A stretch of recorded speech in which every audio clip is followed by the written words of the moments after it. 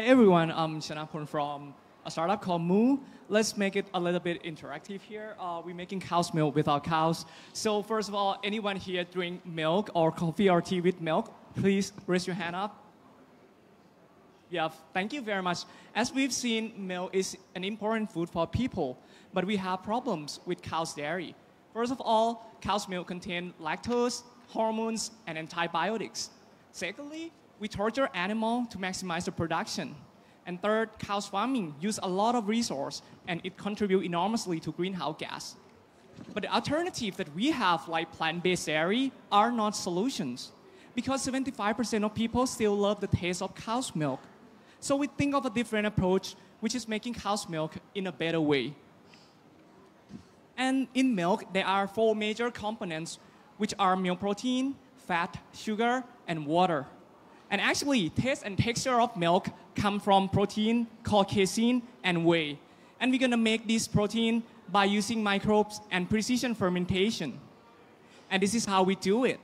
We start by inserting milk protein DNA sequence into the microbes, giving them the ability to produce cow's milk protein. And then we ferment the microbes, let them produce protein. And then we purify the protein into powder and take the powder to formulate into milk or any kind of dairy products. With this process, we create milk that tastes the same, but even better. Better for health, no hormones, antibiotics, cholesterol, or even lactose. Better for animal, we don't torture animal anymore. And better for the planet, we can reduce up to 90% of environmental impact. And here is our first prototype. It tastes 70 to 80% like cow's milk, and we're working hard on that with a better formulation. Our business model is to be B2B ingredient supplier. So we're gonna sell our products to B2B partner, including dairy company, food and beverage manufacturers, and coffee chain. And currently we receive interest from many companies, including the big names like Nestle, Lotte from Korea, and Meiji in Thailand. Because it's a promising technology and there are around 30 startups working on this globally. But we have 4 key advantages that will make us stand out in the Asian market. First of all, majority of startups are in the US and in the Europe, but we are among the first in Asia. And this gives us the first chance to connect with B2B partner and go through regulation challenge before others.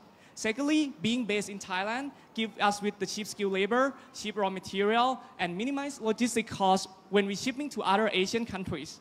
And third, we have large-scale facility available on demand, so we don't have problems finding scale of facility or having to raise a lot of money to buy equipment. And last but not least, we are Asian, so we understand culture, we understand consumer. That's a very important thing in food business, right? And we started the company in 2021, and we developed the first prototype last year. Currently, we are scaling up in the pre-pilot, and next year we plan to achieve the pilot plant scale, and then we're gonna start FDA approval after that. And in 2025, we launched with B2B partners. So along the way, we show potential by being selected into accelerator programs and won awards from many countries, including Singapore, Japan, Hong Kong, Thailand, and China. Our team consists of 9 people with 3 founders. I'm Shanapun, the CEO. I used to work as a process engineer, and I have experience founding a startup. My co-founder are James, a strain development scientist, and Jack, who has 10 years in marketing experience with a company like Apple and TikTok. And we have 6 scientists with 3 tech advisors to make this happen. And of course, Vietnam is our ideal destination because of the growing population and rising dairy market. And this country is suitable to be a production hub as well. So our go-to market is, of course, B2B partnership. So by the end of this year, we're going to explore regulation, safety, food safety regulations in Vietnam. And hopefully by the next year, we're going to connect with commercial partner, which could be local dairy producer or local coffee chain. And by Q3 next year, we want to do product trial with them with the expect to launch into the market in Vietnam in 2025. So at the end of this year, we plan to raise a seed round of $1.8 million.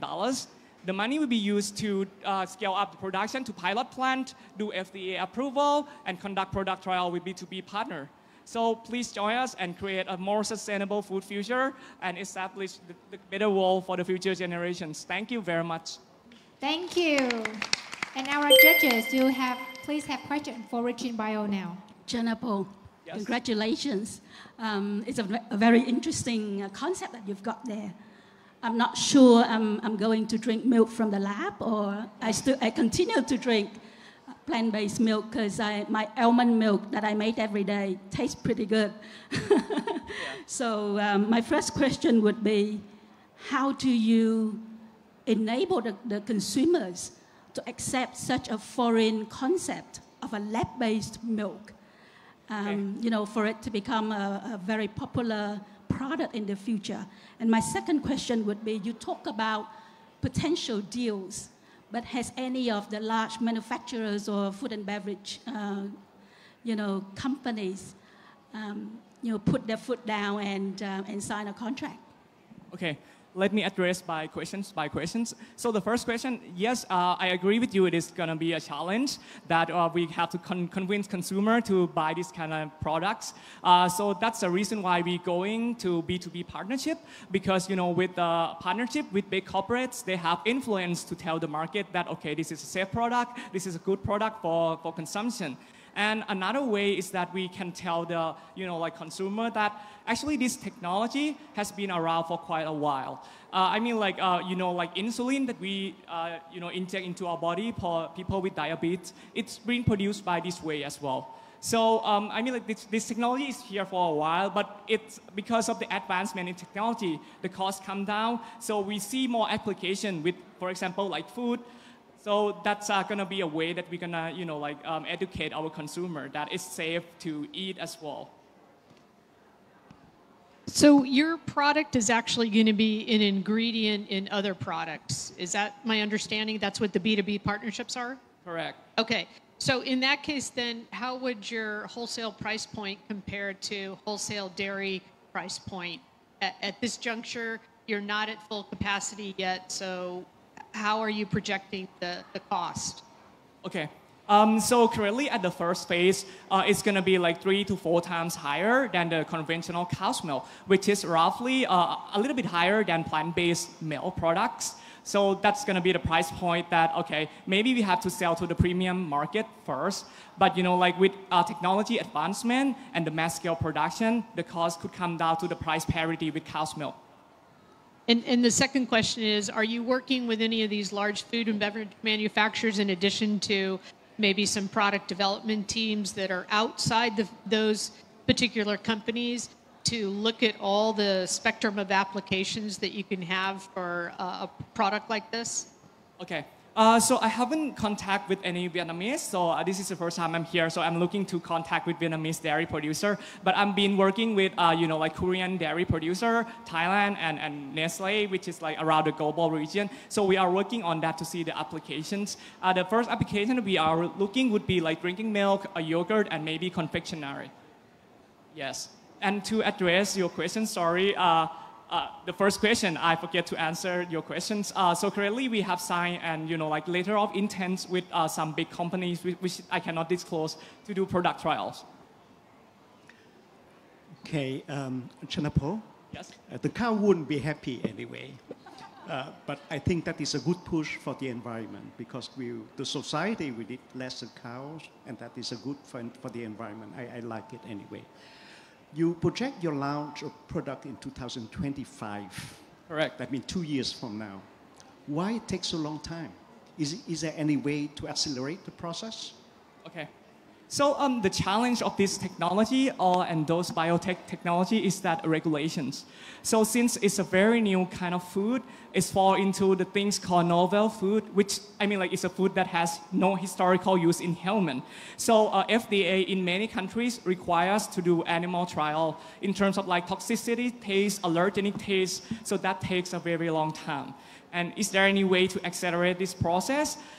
Yes, but it has to come from governments. So for example, like in Thailand, this process could take like, you know, 1 to 1.5 years to get, you know, approval. But for Singapore or the US, which push very highly on this alternative protein, they, you know, reduce the timeline down to 6 months to 1 year.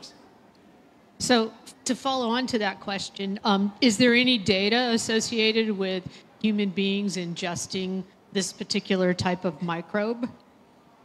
Yes, the type of microbes has to be, they call it GRAS, which means generally recognized as safe. So Okay. the FDA, like Okay. around the world, agree with the list of microbes that, okay, this is the list of microbes that human can eat.